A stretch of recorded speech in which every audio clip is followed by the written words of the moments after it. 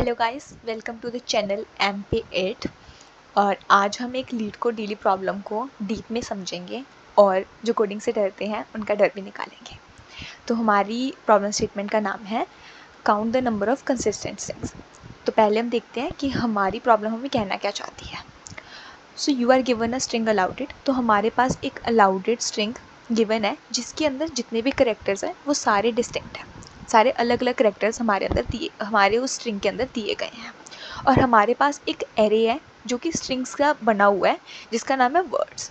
और हमें पता करना है कि हमारी जो स्ट्रिंग है, हर वर्ड के अंदर जितनी भी स्ट्रिंग्स हैं वो कंसिस्टेंट है या नहीं है। और वो हमें कैसे पता चलता है कि अगर हमारी वर्ड की स्ट्रिंग है वो अलाउडेड स्ट्रिंग से बनी हुई है। फॉर एग्जाम्पल ए बी तो बनी हुई है ए बी से, तो हमारी वो वाली स्ट्रिंग हो गई कंसिस्टेंट स्ट्रिंग।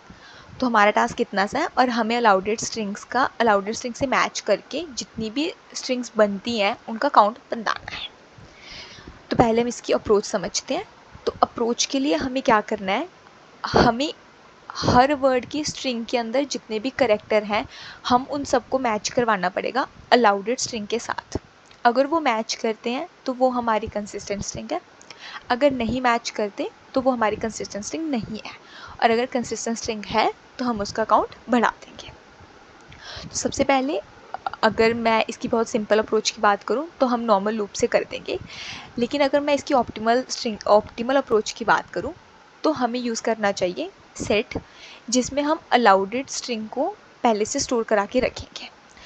और अब आप पूछोगे कि आप अनऑर्डर सेट या सेट ही क्यों ले रहे हो। अनऑर्डर सेट इसलिए ले रहे हैं क्योंकि हमें किसी ऑर्डर में उसको सेट करवाने की ज़रूरत नहीं है। और हम सेट इसीलिए ले रहे हैं क्योंकि अगर हम किसी भी चीज़ को कंपेयर कराएंगे बार बार फॉर एग्जांपल AD को मैं कंपेयर करवा रही हूँ AB के साथ, BD को कंपेयर करवा रही हूँ फिर से AB के साथ, ऐसे करके अगर मैं कंपेयर करवाऊँगी तो इसकी कॉम्प्लेक्सिटी बढ़ जाएगी। बट अगर मैं किसी सेट को यूज़ कर लेती हूँ इसको पहले से स्टोर करवाने के लिए, तो मेरे को वहाँ पे कॉम्प्लेक्सिटी का बेनिफिट हो जाएगा। सेट के अंदर अगर हम कोई भी ऑपरेशन करते हैं, जैसे इसके अंदर हमें फाइंड ऑपरेशन करना पड़ेगा क्योंकि हमें एक चीज़ को ढूंढना है, तो वहाँ पे हम फाइंड ऑपरेशन लगा देंगे और हमारी जो कॉम्प्लेक्सिटी होगी वो कांस्टेंट हो जाएगी। फिर हम वर्ड्स के ऊपर लूप चला के हम फाइंड आउट कर सकते हैं कि हमारी जो स्ट्रिंग है वो कंसिस्टेंट है या नहीं है। तो चलो इसका कोड देखते हैं क्या है। और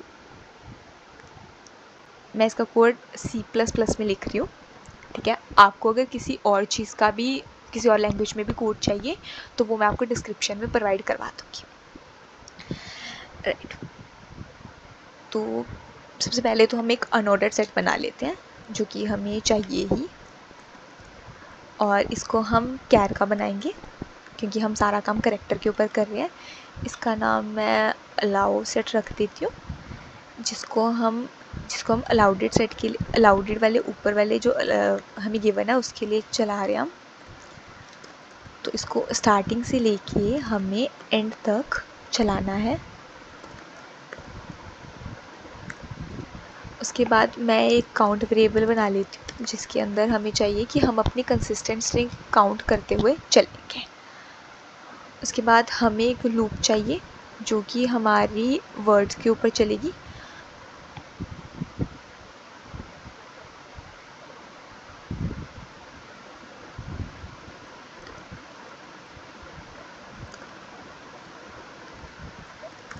ये हमारी एक लूप है जो हम वर्ड्स के ऊपर चला रहे हैं। ये वाला जो हमारा एरे गिवन है इसके अंदर हम एक बूल बना लेते हैं पहले से, जिसमें हम मान के चल रहे हैं कि हमारी जो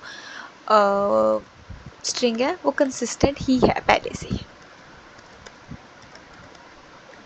मैं एक बूल बना लिया जिसमें हमने पहले से मान लिया कि हमारी जो स्ट्रिंग है वो पहले से ही कंसिस्टेंट है। इसके बाद हमारे पास एक एक वर्ड तो आ गया यहाँ से, जैसे कि AD एक वर्ड हमने उठा लिया, बट हमें पूरा का पूरा AD तो मैच नहीं करवाना, तो हमें एक एक करेक्टर भी मैच करवाना है जो कि वर्ड के अंदर प्रेजेंट है।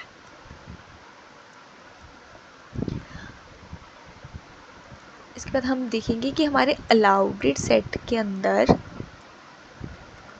इस करेक्टर जो है वो हमारे इसके अंदर प्रेजेंट है या नहीं है। नॉर्मल हम उसको चेक करवा लेंगे।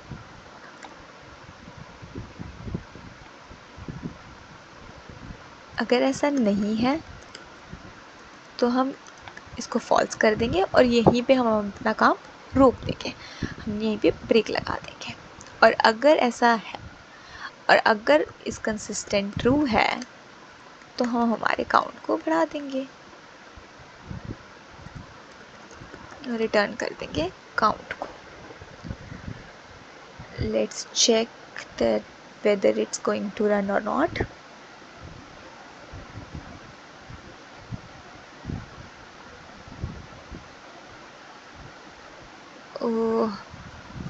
नेम अलाउड सेट है हमारा, इसका एरर है।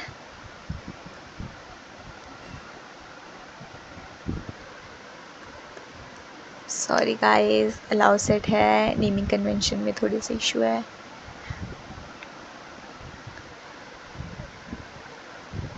सो हमारे ये वाले टेस्ट केसेस तो पास हैं इस नॉर्मल सी अप्रोच से जो हमने लगाई है। देख लेते हैं ये एक्सेप्ट करेंगे इसको या नहीं। तो ये एक्सेप्टेड भी है। So thank you guys for watching the video. और अगर आपको अच्छी लगे तो प्लीज़ लाइक एंड सब्सक्राइब। और अगर आपको किसी भी लैंग्वेज में इसका कोड चाहिए तो आप कमेंट सेक्शन में बता सकते हो, हम आपको उसको प्रोवाइड करवा देंगे। Thank you.